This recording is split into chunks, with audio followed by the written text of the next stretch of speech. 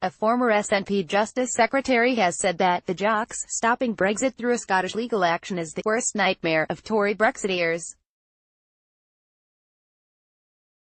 Kenny MacAskill said the European research group led by Jacob Rees-Mogg would be choking on their Scots Tory MP Ross Thomson, a member of the European research group, accused the former MSP of being desperate and out of touch with the third of SNP supporters who voted Leave in 2016.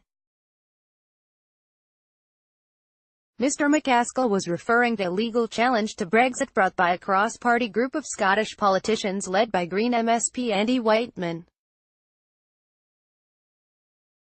The group is trying to establish if MPs have the power to revoke the Article 50 notification that triggered Brexit and so potentially stop Brexit itself.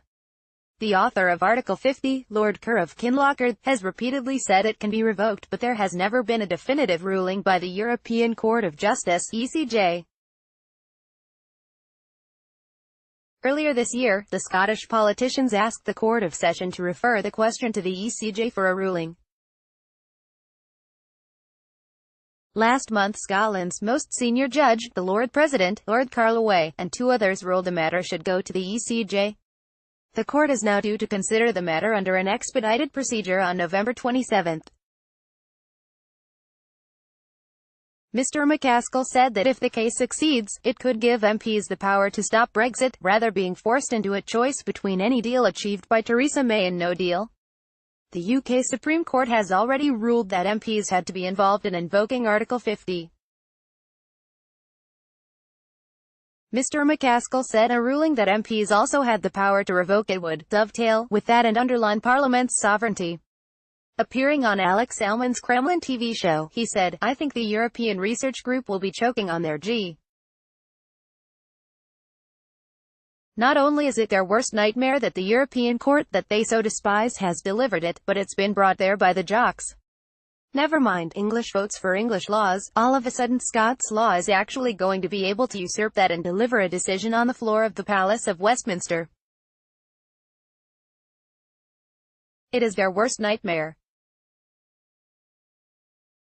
It means that there's an alternative option out there, out with the narrow parameters that they've painted, and it does change the whole game for the UK."